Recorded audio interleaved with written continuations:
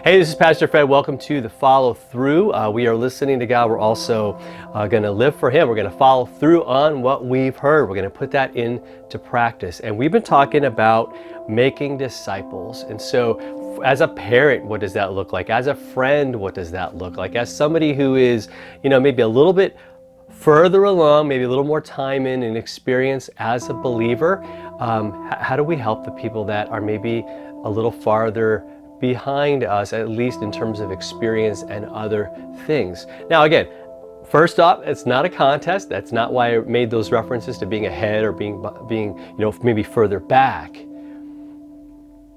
But there's just this truth that I need help, right? I need people to show me various things in life. And the best people are people who have been there already, who have already went down that road. And we talk about that today. And so today we're going to talk about what road is that we should be going down? What path should we be following? And 1 John 1 verse 7 says, if we walk in the light, as Jesus is in the light, then we have fellowship with one another, and the blood of Jesus cleanses us from all sin.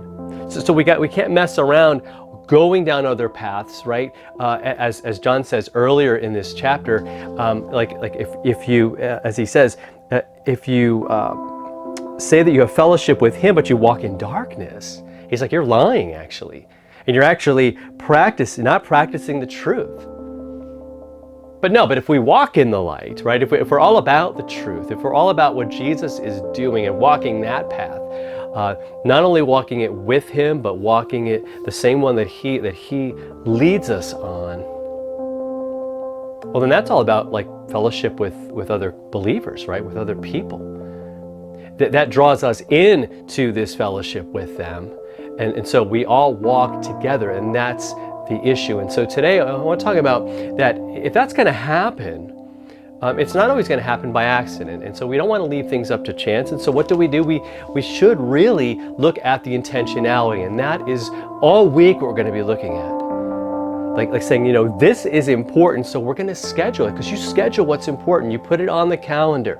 Like if you really want to get together with somebody, you don't just say, hey, I'll call you. You call them. All right, you both grab your phones and you look and you say, okay, yeah, Tuesday or whatever works, and you kind of put it in there, and you're going to show up,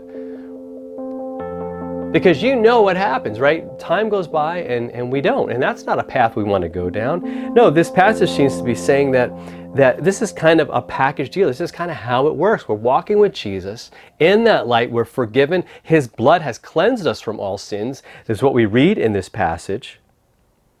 That if I walk in the light as He is in the light, I have fellowship with one another, and the blood of Jesus, His Son, cleanses me from all sins. That's the reality that bonds us together, that brings us together. That's what our fellowship is based around, what Jesus did on that cross, which means that He suffered, He died, that we're free. And so here's the deal. I want everybody to know that, and I want that truth to define my life, and I want that truth to inform all that I say, all that I do. And so that's kind of what I'm hoping to pass on to my kids, and to pass on to as many people in my life as possible, so that they can have the same peace that I do, to walk in that same light and freedom. Because that darkness is always calling us over, isn't it? Say, no, don't go down this path, the path that Jesus went down. No. Go down the path of darkness. And there's all kinds of reasons for that, but it's a path of darkness. But why would we do that? And I'm not just talking about a little bit dark, like it's a little shady or something. I'm not talking, the path away from God is dark. Like dark. And so, but His is light, because He is light. So He shows us what things are really about. He shows us what the truth really is. That's this truth that we don't deserve any of this, and yet He loves us, and yet He gives His life for us.